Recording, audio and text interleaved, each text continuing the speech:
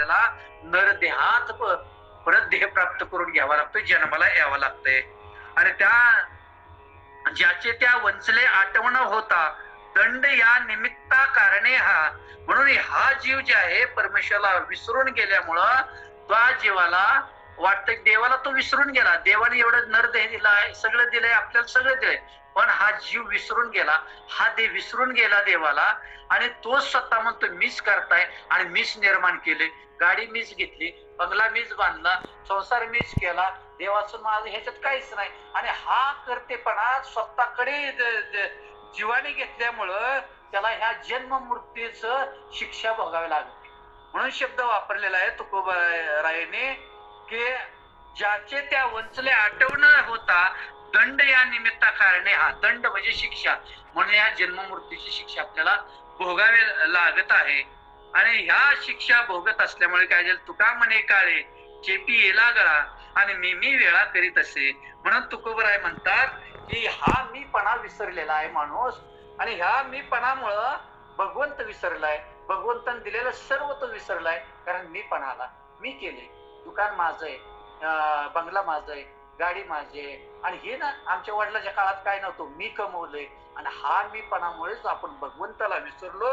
आणि भगवंताला विसरल्यामुळं तिथं शब्द बघा काय आलाय, आणि तो भगवंताला विसरला काळे चेपिले गळा. आणि हा काळच आहे का नाही, काळ आपल्यावर टपून बसलेला आहे, आणि तोच काळ आपल्याला आज शिक्षा देत आहे. आज शिक्षा जी आपल्या जीवनात दुःख येत आहे, तो काळ की का एवढं देऊन तो तुम्ही त्याला ना विसरून गेला, म्हणून काळ आपल्यावर शिक्षा देत बसलेला आहे. म्हणून मी हा शब्द वापरलेला आहे शेवटी, मी वेळोवेळा करीत असे. आणि म्हणून काळ आपल्याला दाबून धरतोय, आपल्याला दुःख देतोय, आणि आपल्याला त्रास देतोय. कारण मी आपण पकडलं, अहमपणा पकडलाय, अहंकार पकडलाय, आणि दिलेल्या भगवंताने आपण विसरून गेलोय. आणि म्हणून हे त्या अभंगामध्ये 29व्या अभंगामध्ये सांगितलेला आहे.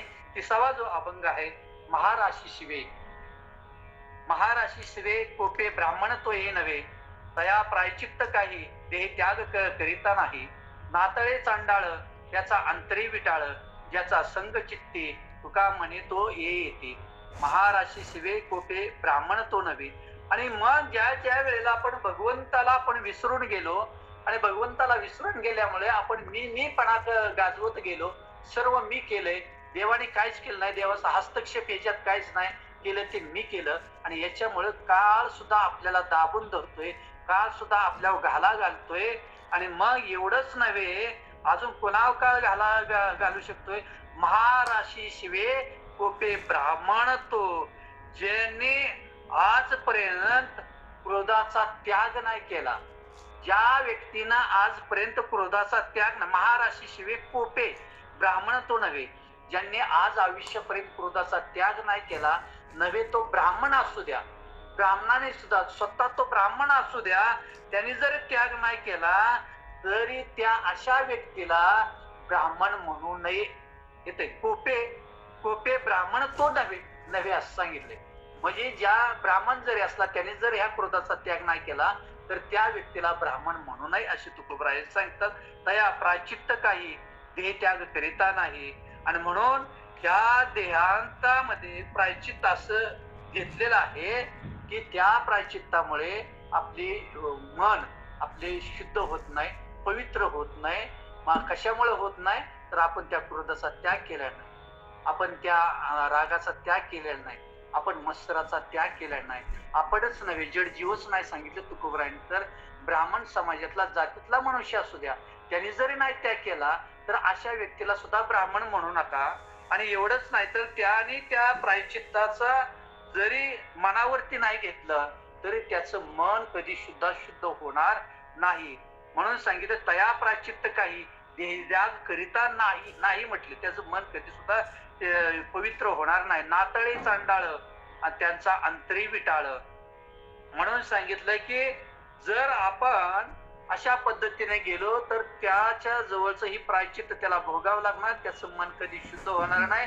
भले तो ब्राह्मण असू द्या, शुद्ध असू द्या, संत असू द्या, कोणी असू द्या, तर त्याचं मन नाही शुद्ध झालं तर त्याचं मन, त्याचं शरीर, त्याचं कार्य चांडाळ येवणीसारखं विटाळात निर्माण होतं. की चांडाळे असतात ना, जे होतं खेतांचे आपण म्हणतो, जे विटाळ त्याला म्हणतो, त्या विटाळासारखं ते प्रमाणात त्या विटाळासारखं आपलं जीवन होतं. त्याचं कारण आहे की हा रागामुळे, त्या रागाचा त्याग न केल्यामुळं इतर जे विकार आहेत ते विकार आपल्याला चिकटतात. आणि जसं आपण म्हणतो की विटाळ आलं, सुतक आलं, सुतक आलं, 3 दिवस काय करायचं नाही, 5 दिवस काय करायचं नाही, 1.25 महिना काय करायचं नाही. आणि त्याच्यामुळे आपल्या आयुष्यातले काय होतात, दिवस निघून जातात की आपण एखादा मृत्यू पावला तर 13वा 10वा 15वा होईपर्यंत काय करत नाही. जेवढे आपल्या हानी होती ना तेवढे 10-15 दिवसामध्ये, जेवढी 12 दिवसात हानी होती, जेवढी 1.25 महिन्यात हानी होती, त्या पद्धतीने आपले जीवन होतं. म्हणून त्याला विटाळ हा शब्द तुकोबरायने वापरलाय. विठ्ठल विठ्ठल विठ्ठल विठ्ठल विठ्ठल विठ्ठल म्हणून सांगितलं की तया प्रायचित्त देवा, म्हणजे ज्याचा देह त्याग जर नाही केला आपण, नातळे चांडाळ त्यांचा अंतरी विटाळ. जर त्या चांडाळाप्रमाणे विटाळाप्रमाणे आपले जीवन होऊ शकते, आपलं मन होऊ शकते. ज्याचा संग चित्ती तुका म्हणे तो ती येती. जर अशा तुकोबराय म्हणतात, अशा व्यक्तीला जर आपण, विटाळाच्या व्यक्तीला, ज्याच्याकडे विकार निर्माण झालेल्या व्यक्तीला नुसतं आपण त्यांच्या सानिध्यात गेलो, सानिध्यात तर नाहीच एवढ्या पद्धतीने सांगितलं, सानिध्यात गेलो तर आहेच. ज्याचा संग चित्ती, त्यांच्या सानिध्यात गेलो, त्यांचा स्पर्श जरी झाला, तुका म्हणे तो ती येती, तो ते याती, असे तुकोबराय म्हणतात की जो त्याला जे प्राप्त झालेला आहे, विकार प्राप्त, त्याला विटाळ प्राप्त झालेला आहे, अशा लोकांच्या संगतीत गेलो, सहवासात गेलो, तेही आपल्याला प्राप्त होतात. त्यांच्या सहवासात राहिलं तरी त्यांच्या संगतीचे गुण आपल्याला प्राप्त होतात. म्हणून आपण याच्यापासून लांब राहिलो तरच आपल्याला संत सेवा घडू शकते. म्हणून ज्याचा संग चित्ती तुका म्हणे तो ते याते. म्हणून अशा लोकांच्या सहवासात राहिलो, सानिध्यात गेलो तर त्यांची जी वृत्ती झालेली आहे त्या वृत्तीचा गंध आपल्याला लागू शकतोय आणि त्या पद्धतीने आपलं जीवन सुद्धा उद्ध्वस्त होऊ शकतंय. म्हणून सांगितलं की 30 क्रमांकाचा अभंग संपलेला आहे. 31 क्रमांकाचा अभंग आहे. तेलिनीशी रुसला वेडा, रागे कोरडे खातो बिडा, आपुले हित आपण पाही, संकोच तो न धरी काही, नाळीले लोका टाकीला गोहो, बोडीले डोके सांडिला मोह, शेजारणीच्या गेली रागे, कुत्र्यानी घर भरिले मागे, पिसा रागे भाजिले घर, नागिले ते तेने फार, तुका म्हणे वाचा रागे, पिडिले सावले देखिले जगे, आपुले हित आपण पाही, संकोच तो न धरी काही. आता इथे एक उपमा अलंकार ह्या अभंगामध्ये रूपक अलंकार तुकोबरायांनी साधलेला आहे. जसं आपण म्हणतो एखादी गोष्ट पटवून देण्याचा दृष्टांत आपण सांगतो, त्या दृष्टांतात्मक हा शब्द दिलेला आहे की तेलिनीशी रुसला वेडा, रागे कोरडे खातो बिडा. जर त्या व्यक्तीने काय केलेलं आहे की क्रोध आलेला आहे त्या व्यक्तीला, आणि त्या क्रोधामुळे, रागामुळे, ते जे आपण एक किराणा दुकानाचं उदाहरण इथं दिलेलं आहे की तेलिनीशी रुसला वेडा, रागे कोरडे खातो बिडा. जे ते दुकानदाराशी भांडण झालं, त्याला तेलाची आवश्यकता आहे घरात भाजी बनवण्यासाठी, आणि त्या दुकानदाराशी भांडण झाल्यामुळं तो काय केला, तो रुसला, त्यांच्याकडे दुकानदाराकडे तेलिनीशी रुसला वेडा, रागे कोरडे खातो बिडा, आणि तो रुसला, तो तेल आणायलाच गेला नाही आणि घरात त्यांनी काय तेलाच खात बसलं. मग त्याला वेडा असं म्हटलेलं आहे की जर क्रोध मनात धरला तर आपली अवस्था अशी होते की क्रोध हा एक शब्द ध्यानात ठेवा या अभंगामध्ये, क्रोध हा एवढा ध्यानात ठेवा. मी तुम्हाला विश्लेषण पुढे सांगतो. म्हणून तेलिनीशी जर तो क्रोधाने रागवला, रुसला, तो तेल आणायला त्या दुकानात नाही गेला, त्याने जो आपला जो जेवण करायचं ते कोरडच खाल्लं. याच्या पुढे आपण जाऊन सांगितलं, आपुले हित आपण पाही, संकोच तो न धरी काही. म्हणून माणसाने ज्याने त्याने आपलं हित कशात आहे ते समजून घ्यावं, आणि आपलं हित खरं हरिभक्तीमध्ये आहे, आणि त्यांच्या संगतीत राहणं गरजेचं आहे, आणि त्यांच्या सहवासात राहणं गरजेचं आहे, हे प्रत्येकाने जाणून घेतलं पाहिजे. आणि ते संकोच तो न धरी काही, आणि असं आपलं हित ज्याच्यात आहे ते आपण मनात न ठेवता आपण ह्या पद्धतीने गेल्यामुळं आपल्याला तो जीवन सुद्धा बिगर तेलाचं खावं लागलं. आणि मग अजून याच्या पुढे जाऊन सांगितलं, नाडीले लोका टाकीलो गोहो, बोडीलो डोके सांडीला मोह. म्हणजेच काय सांगितलंय की जसं एखाद्या स्त्रीला इथं स्त्री शब्द वापरलेला आहे.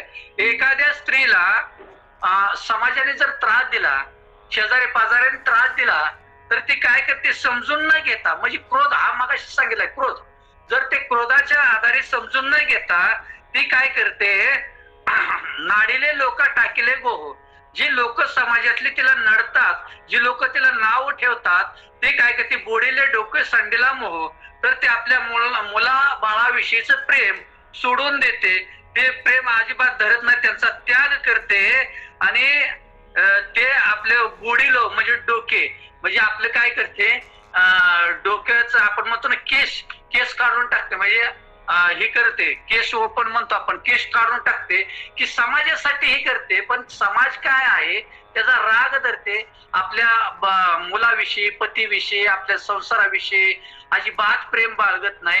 ती तशीच का म्हणले, तो समाजाने मला नाव का ठेवले म्हणून त्यांच्यासाठी स्वतःच केस सुद्धा काढून टाकते, एवढ्यापर्यंत जाते. म्हणून अजून त्याच्या पुढे एक शब्द वापरलेला आहे की शेजारणीच्या गेली रागे कुत्र्यानी घर भरले मागे.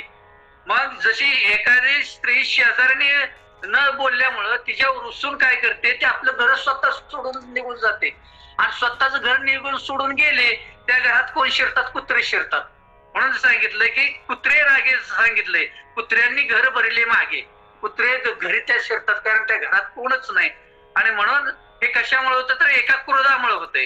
आता अजून पुढे सांगितलंय की रूपकालंकार दिले, पिसा रागे भाजले घर नागिविले तेने फार. मग एखाद्याच्या घरामध्ये पिसवा झाले, पिसवा होतात बघा, पिसवा झालेले आहेत म्हणून त्या क्रोधाने काय केलं, त्यांनी त्याचं स्वतःच घर जाळून टाकलं, पिसवा झालेत म्हणून निघा ते कसे म्हणून घर जाळून टाकल्यामुळे काय झाले, त्याचं स्वतःच नुकसान झालं. कोणाचं झालं का, की कशामुळे झालं, क्रोधामुळं. क्रोध फक्त लक्षात ठेवा, मी परत अजून विश्लेषण करायचंय मला त्याच्यावर. क्रोधामुळे ते एवढंच नव्हे तर तुका म्हणे वाचा रागे खेडिले सावले देखे, जसं ओवा असतात डोक्यामध्ये, ओवा होतात, आणि त्या एका स्त्रीने ज्या ओवा झाल्यामुळं तिनं काय केलं, डोक्यात होतात, कपड्याला होतात, म्हणून तिने काय केलं, अंगावरची कपडेच काढून टाकले. नागवेपणाने तिची काय झाली, स्वतःचीच फजिती झाली ना. मग त्याच्या ही कशामुळे क्रोध आला, ओवा मला झालेत म्हणून अंगावरची कपडे काढले, मग ते नागवेची झाले. म्हणून तुकोबराय म्हणतात, या एका फक्त क्रोधाच्या आरी मनुष्य गेल्यामुळं स्वतःच नुकसान करून घेतो, कधी तो विचार करू शकत नाही. आणि म्हणून जर अशा क्रोध माणसाने धरला तर आज आपली अवस्था अशी होती संसारामधले. म्हणून सांगले तेलिनिशी रुसला वेडा रागे कोरडे खातो भिडा. जर आपण एक क्रोध, काम, क्रोध, लोभ, दमंकाळ हे षड विकारामधला नुसता क्रोध जर आपण पकडला तर ह्या षड विकारामधले 6 जण जे आहेत, काम आहे, क्रोध आहे, लोभ आहे, दम आहे, अहंकार, या 6 जणांपैकी 3 भयानक आहेत, काम, क्रोध आणि लोभ. हे 3 असे षड विकार आहेत. एखाद्याचं काम झालं तर लोभ वाढतो, एखाद्याचं काम न झालं तर क्रोध वाढतो, आणि हे 3 असे चांगल्या माणसाला वाईट मार्गावर नेतात. आणि म्हणून या क्रोधामुळे काय झालं, त्याला नुसता थोडा अपमान झाला, त्याला सहन होत नाही. कारण माणसाने क्रोधाचा षड रिपू जर आपल्या जवळ ठेवले, षड विकार जर आपल्या जवळ ठेवले तर माणसाचं आयुष्य ते उद्ध्वस्त होऊन जातं. सांगितलंय केलीने शिरसला वेळा. जर नुसता क्रोध आला, एखादा बोलला तर काय करतो, त्याच्यावर तो राग धरतो, परंतु त्याच्यापासून आपलं कल्याण आहे. हा माणूस आजकाल तात्पुरता विचार करतो, भविष्य काळाचा विचार करत नाही. भूतकाळाचा कधीही सुद्धा माणसाने विचार करू नये, पण भविष्य काळाचा वेध घ्यावा आणि वर्तमान काळात पाऊल टाकावं. आणि म्हणून सांगितलंय की असं जर षड विकार पकडले आपण, तर आपण ज्या आयुष्यामध्ये रागे कोरडे खातो भिडा, म्हणजे आयुष्यात जे जे ध्येय प्राप्ती करायचे, सुख, समाधान, आनंद, त्याच्यापासून लांब राहू शकतो. आपले हित कशात आहे हेच माणूस, आपले हिता जो असे जागता धन्य माता पिता जाईल, ज्याच्यात आपलं हित हित ते करावे देवाचे चिंतन, ज्याच्यात आपलं हित आहे त्या माणसाने ते हिताचा विचार करावा. पुढला मनुष्य आपल्याला नावं ठेवतोय का काय हे न बघता, एखाद्या मनुष्याने आपल्याला नावं ठेवले तर आपण त्याचा राग धरतो. पण एवढंच मी तुम्हाला जाता जाता सांगतो की तो आपल्याला नावं ठेवत नाही, तर तो स्वतःच काम धंदा बाजूला ठेवून डोळ्यात तेल घालून आपल्या चुका आहेत का हे बघत असतो. म्हणजेच आपल्या चुका तो नाही बघत, तर स्वतःच गुण सांगतो की मी ह्या लायकीचा आहे, तुम्ही माझ्या नादी लागू नका, तुमचं तुम्ही पुढे चालू द्या, माझ्या नादी लागला तर माझ्यासारखंच तुम्ही होत चाल. असं आपण उलट अर्थ घ्यायचा असतो, पण आपण सरळ अर्थ घेतो त्यालाच भांडत बसतो, असंच का झालं म्हणून. म्हणून सांगितलं आपण रिवर्स घेर टाकायचा. पुढे गाडी न्यायची ना काय, अगं ती रोधक आहे, रिवर्स गेअर टाकून रस्ता बदलायचा सरळ. म्हणून सांगितलं आपलं हित कशात आहे, नाडीले लोक टाकलं. म्हणून समाजातली लोक जर आपल्याला नावं ठेवायला लागलेले की आपण म्हणतो नाही नाही त्या व्यक्तीने मला नावं ठेवले, त्याच्याकडे मी बघूनच घेईन. अरे बघून घेण्यापेक्षा त्याच्यातून तुझ्यात काय फरक झाला, त्याच्याकडे दुर्गुण आहेत म्हणून तू आज चांगले गुण तुझ्याकडे असताना त्या चांगल्या गुणाचा तिलांजली देऊन त्याग करतोय, दुर्गुण त्याच्याकडचे घ्यायची काय गरज आहे का? आपल्या चालले ना चांगलं पुढे चालून द्यायचं. दुर्लक्ष करणं सर्वात उत्तम. या जीवनात जर आपल्याला आनंद सुख समाधान लावाय तर आपण सर्वात दुर्लक्ष करणं गरजेचं आहे. आणि म्हणून अशा लोकांच्या नादी न लागणं. म्हणून शेजारी काय म्हणतात, शेजाऱ्याच्या नादी लागलो तर शेजाऱ्याचेच गुणधर्म आपल्यात येतात, आणि आपल्यात गुणधर्म आल्यानंतर मग आपल्या जवळचं सुख समाधान वैभव निघून जातं, आणि त्यांचे दारिद्र्य आपल्यापर्यंत येत असतं, त्यांचेच विकार आपल्यापर्यंत येत असतात. आणि म्हणून सांगितलं हे जर आपण सोडलं, आपल्या जवळचे काम क्रोध लोभ हे षड विकारात जर आपण घालवलं, हे 6 जण गेले तर देव तुम्हाला 6 गुण देतो, 6 विकार गेले तर देव तुम्हाला 6 गुण देतो. ते गुण कोणते? यश, श्री, औदार्य, ज्ञान, वैराग्य आणि संपत्ती, ऐश्वर देतो त्याला म्हणायचं. 6 घालवलेले की 6 जण येतात. म्हणून तुम्ही काळजी करू नका, ही भगवंतालाच काळजी आहे. एवढंच मी तुम्हाला ह्या अभंगातून सांगू शकतो. 31 अभंग आपले पूर्ण झालेले आहेत. पुंडलिकावरती हरी विठ्ठल श्री ज्ञानदेव तुकाराम.